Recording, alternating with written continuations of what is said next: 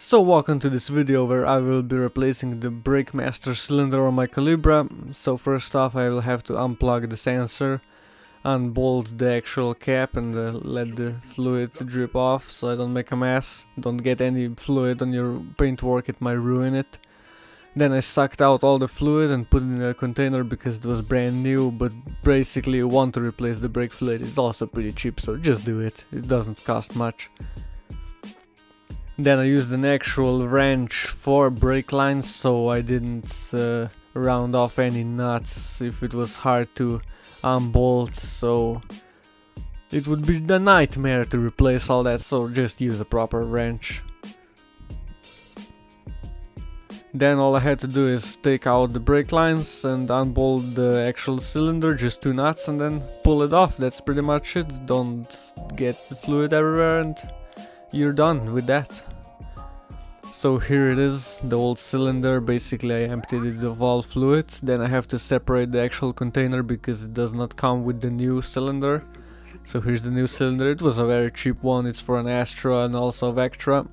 It was the only one that I could get quickly because these are not in stock for Calibras. So there it is. Pretty much how it's gonna look. I'm kinda pissed that it's not black, it kinda ruins the look, but whatever, I'm just picky. So here it is with the container fitted, looks pretty good. There's the old crap. Now basically I'm bench bleeding the master cylinder, not really bench bleeding, but I put some fluid in. Then I pumped it up until the actual fluid started coming out of the hole, so that means the cylinder is full of fluid and it will be much easier to bleed later on, less air in there, and it just makes everything easier. It doesn't take a lot of time or anything. So then it's just refitting, nicely fitting it back on, then just reinserting the brake lines, and then we're pretty much golden with this.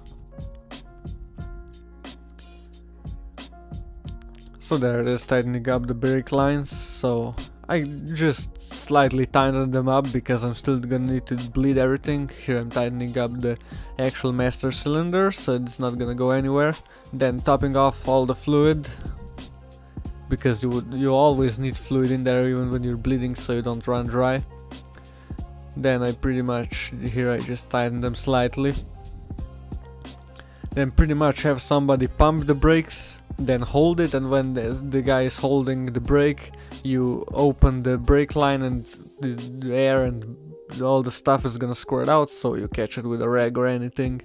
Basically when you stop getting bubbles squirting out of the brake line, you've pretty much bled your brakes, and also you're gonna feel it on the pedal if it's still sticky or if it's still falling in. You're gonna need somebody to help you with pushing the pedal, and that's pretty much it with the bleeding procedure. Then it's just tightening up everything, topping off the fluid, and we're pretty much ready for a test drive. That's it.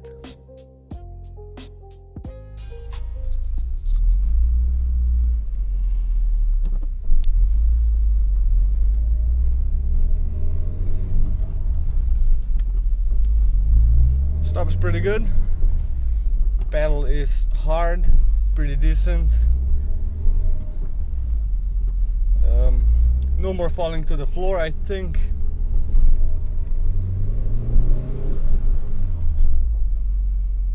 Yeah, that's pretty rock solid, so I think we succeeded.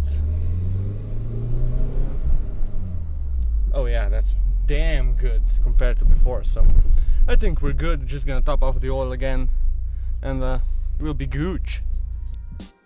So a week ago at work I also refurbished all my calipers, got brand new seals, got new pistons in there, so that's pretty much brand new and it's working much better.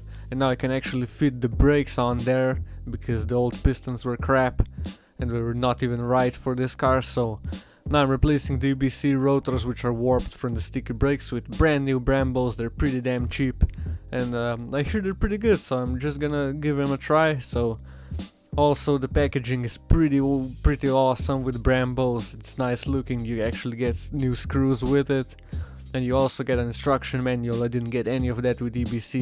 You basically get a sticker with EBC pads and that's pretty much it. So I would say Brembo brakes, pretty damn good. So I took it for a test drive, everything's working pretty good. So now I'm gonna talk a bit about everything this car needs. So what have we done? So I have replaced the entire brakes pretty much. New discs, new pads, we got a new master cylinder, we bled the brakes, I replaced the cylinders down there and all the bushings and the seals and everything. So yeah, it's working very decent now. So this happened the other day, more chipping, so whatever. It's not a pretty car, I guess it's a driver's car. Then I would pretty much need bushings for the front suspension arms. I would need brand new suspension, actually, new shocks, because these are way too soft, because you can see it's so damn bouncy. So that's new shocks, new springs. Then I need to seal the underbody a bit before the winter, and I've been kind of looking to get a winter car, maybe something else. But otherwise, well, not that much. I guess gearbox might be one of those issues. There's still a bit of a clanking in there. Maybe clutch is slipping a bit also, so might be just the pressure plate, but who knows. I've been looking to get a short shifter, actually, and new bushings, because the shifter is very floppy. Just look at that. That's in gear. So yeah, that's horrible. Need to get something for in there. Put it in the comments what I should actually do next. I'm looking to do suspension, the shocks and the springs. I'm looking to maybe do some spacers, because look at that fitment, that's not alright. We need better fitment. But otherwise, this is pretty much what it's supposed to be, and I don't think there's any bigger improvements that I could do on here. So I would like to thank everybody for following along with this project. It was really nice of everyone to leave comments about this and ask me stuff. So if you want to support even more, check out the links in the description. We got shirts, we got stickers, so that helps out a lot. And yeah, we will see what the future holds for this. And so thanks for watching this video. Leave some comments, leave some likes, and I guess I'll see you in the next video.